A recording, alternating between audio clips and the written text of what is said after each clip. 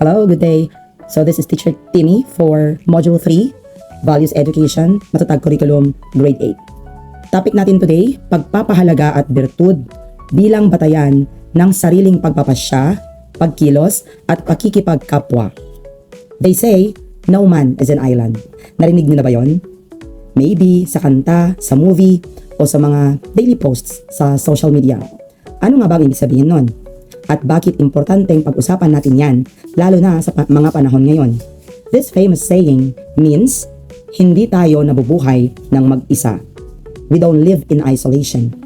Hindi natin kayang mag-isa sa lahat ng hamon at tagumpay sa buhay.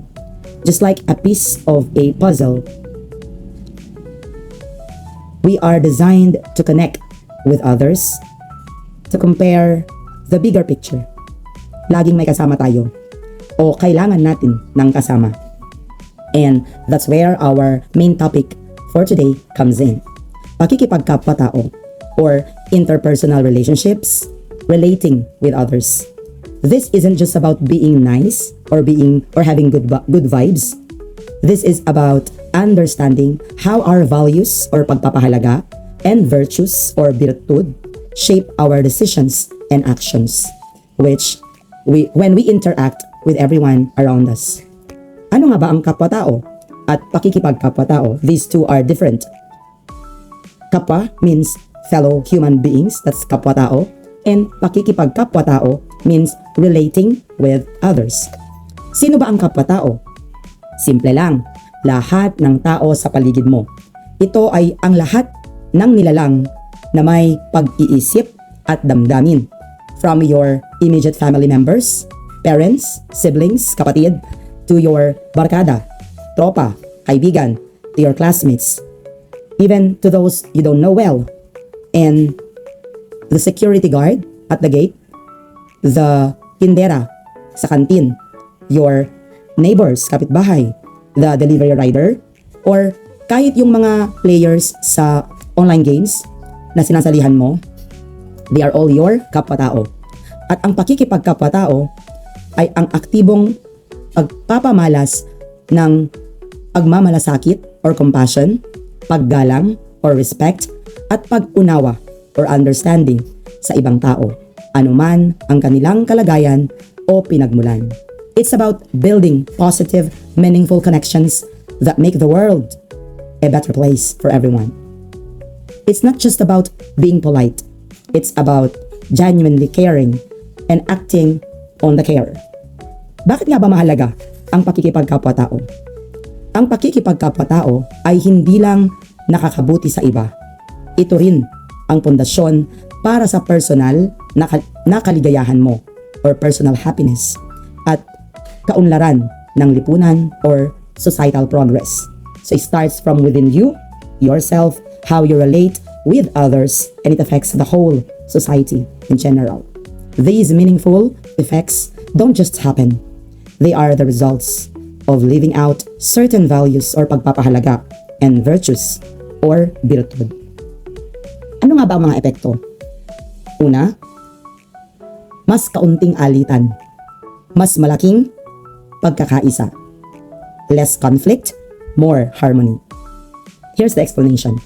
Imagine in your classroom, if everyone practices patience, understanding, and respect, there will be fewer arguments, misunderstandings, and drama.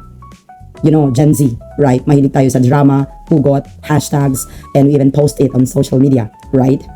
This creates an environment where everyone feels safe and valued, leading to belief or to better focus on learning and more productive group activities. In other words, kung less ang drama and less ang argument, mas mabilis magagawa yung mga dapat gawin together as a class. And the virtues at play here ay patience, understanding, respect, self-control. I'll give an example. Kung may nagkamali sa group project nyo, and sa halip na agad kang sumigaw o nagagalit kasi ikaw ang leader, mauunawaan mo na tao din siya at mas magiging tahimik at productive ang inyong trabaho kung uunawain mo siya. That's understanding, right? Pangalawa, mas matibay ang relasyon, mas malalim na kasiyahan. Stronger relationships, deeper joy. Explanation. Humans are social creatures.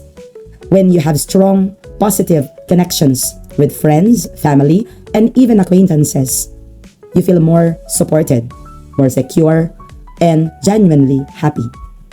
These relationships provide a sense of belonging and purpose.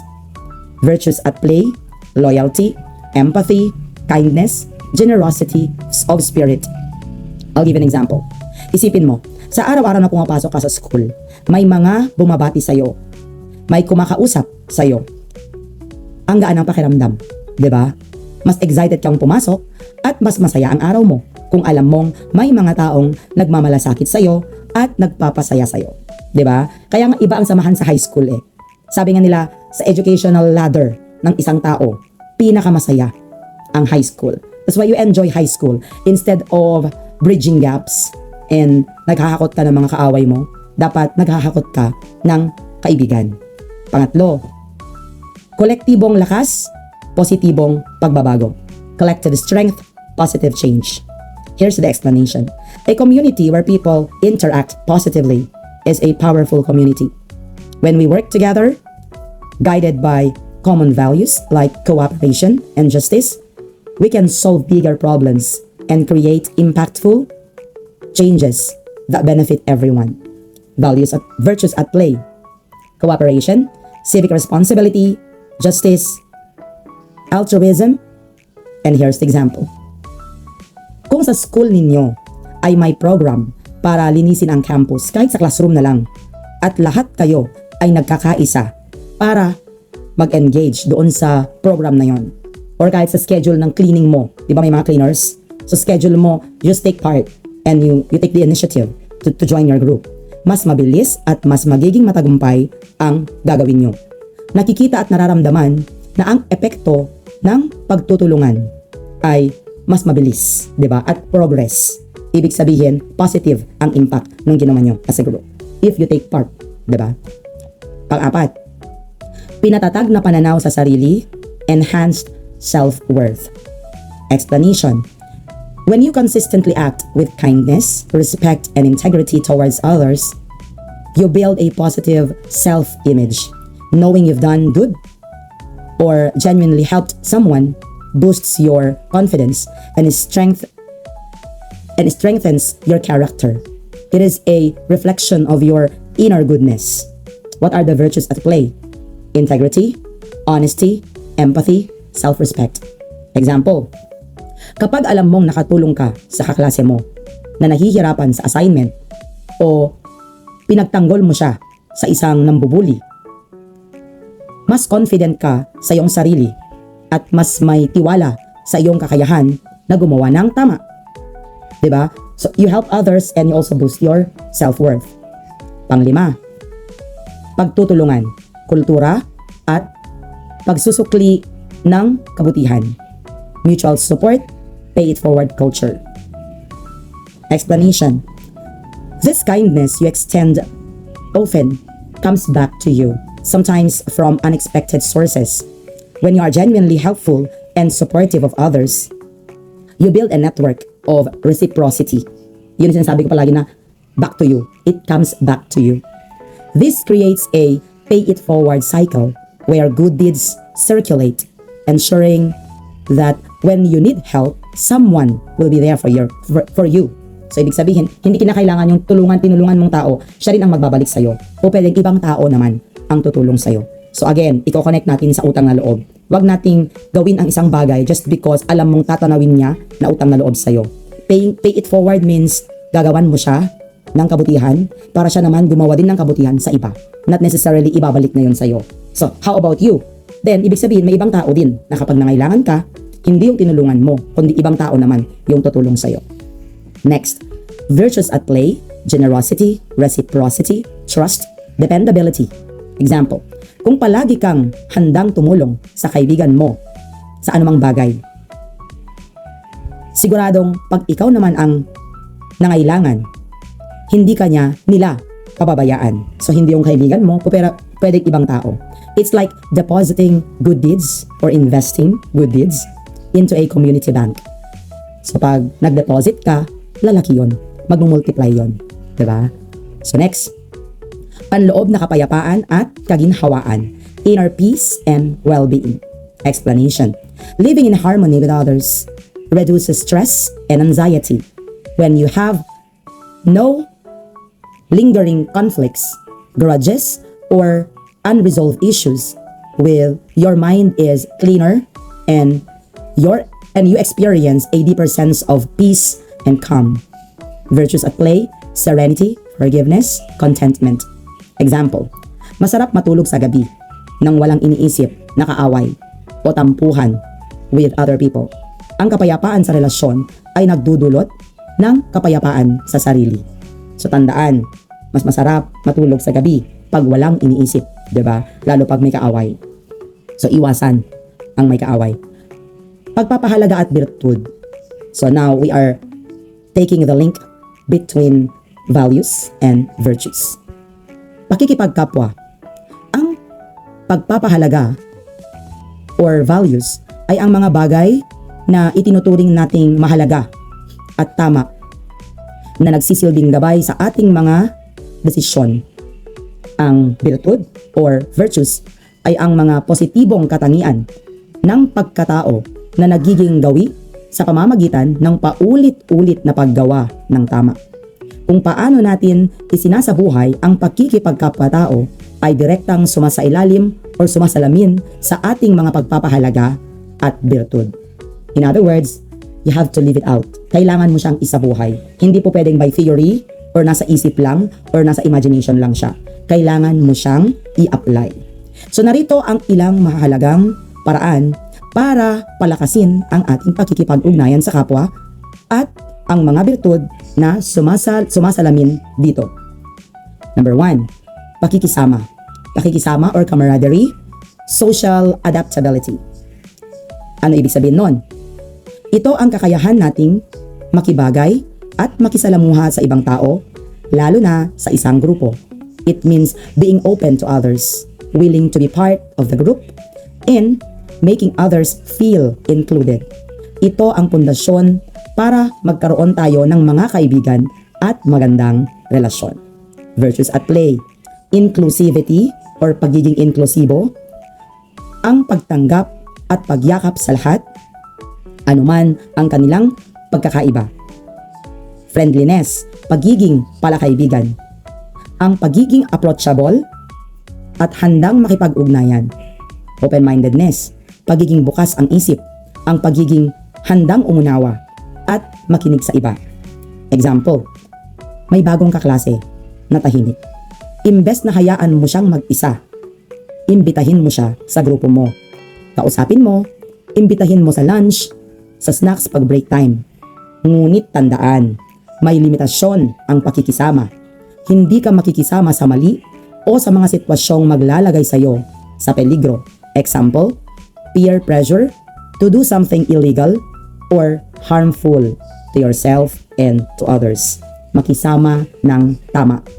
Number 2, pagtutulungan, cooperation, mutual aid. What is it all about? Ito ang sama-samang pagkilos para makamit ang isang layunin. It's about sharing burdens and responsibilities, knowing that tasks become easier and faster when many hands work together. Ito ang diwa ng bayanihan.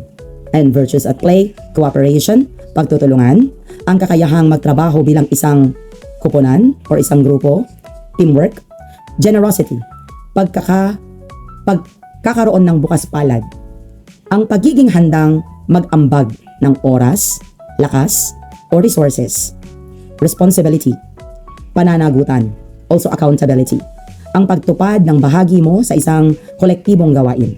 Example, nakita mo ang nanay mo na hirap magbuhat ng labada o naglilinis ng bahay. Tumulong ka kahit hindi ka inuutusan. Sa classroom, pag may group activity, bawat isa ay may ambag at aktibong nakikilahok para mas mabilis at mas maganda ang output. Sabi nga nila, Two heads are better than one. Huwag niyong iwan sa leader lahat ng responsibility. Dapat lahat ng miyembro, yan ang palagi kong sinasabi, di ba? Lahat ng miyembro dapat may ambag. Number 3, pakikiisa. Solidarity, empathy. What is it all about? Ito ay mas malalim na connection sa kapwa. Hindi lang ito basta pagtulong, kundi ang pagdama ng kanilang pinagdadaanan at pakikiisa sa kanilang laban o kasiyahan. It's about uniting, not just in action, but also in heart and mind, for a common cause or shared feeling. Virtues at play, empathy or pakikiramay, ang kakayahang ilagay ang sarili sa sitwasyon ng iba at damahin ang kanilang nararamdaman. Putting yourself in one's shoes, in other words. Compassion or awa, malasakit. Ang malalim na pag-alala at pagnanais na mabawasan ang pagdurusa ng iba. Solidarity, pagkakaisa ng damdamin, ang pagiging konektado at handang suportahan ang iba sa kanilang mga issue.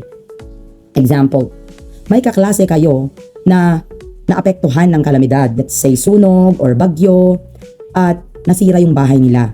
So ang buong klase nyo, hindi lang paisa-isa ay nag-organisa ng fundraising activity or donation drive para makatulong kahit papano sa kanya. Lahat kayo ay may aktibong engagement or ambag dahil ramdam ninyo ang bigat na pinagdadaanan niya at gusto nyo makatulong kayo sa kanya. So not necessarily financially, but somehow just to put yourself in his shoes na iparamdam sa kanya na sa pagkakataong ito na dumaraan siya sa matinding pagsubok ng buhay, nandun kayo para sa kanya.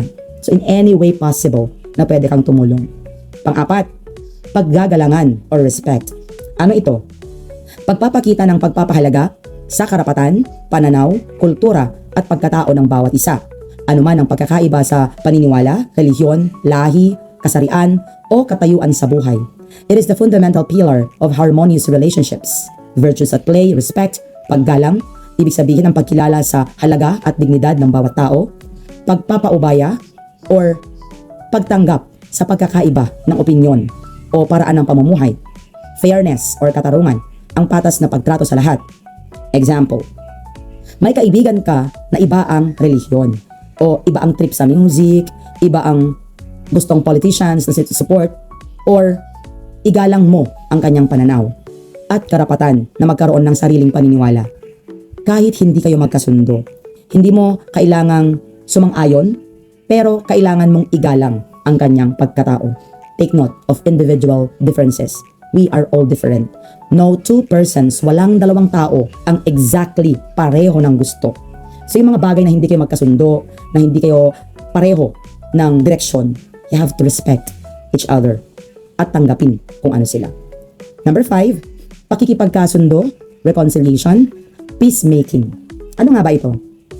Ito ang kakayahang ayusin o ibalik ang magandang ugnayan pagkatapos ng isang away o hindi pagkakaunawaan.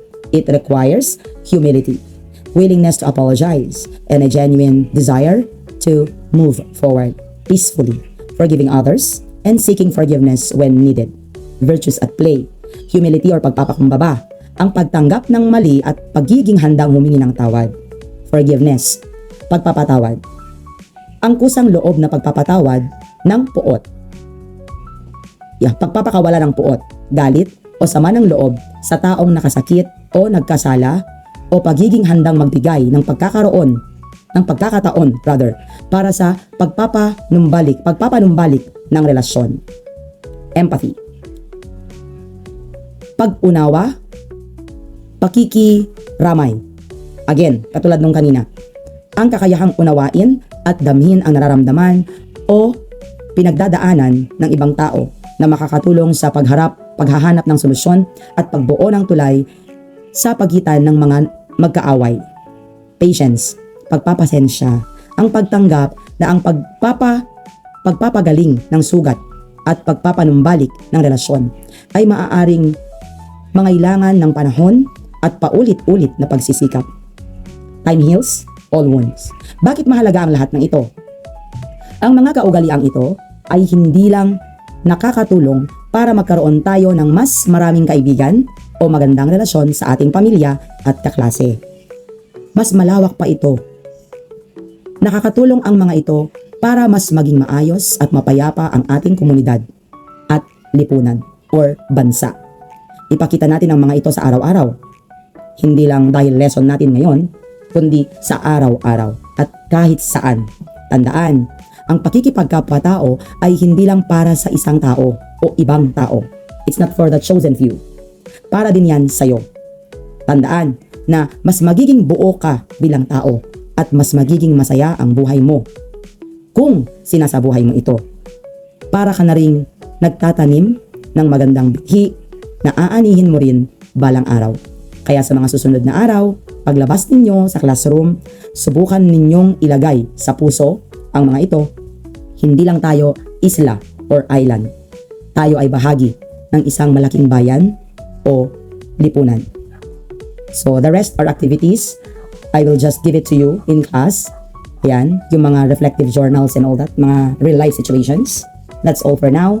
Para sa Module 3, this is Teacher Timmy saying, happiness is a choice. So always choose to be happy. Thanks for watching.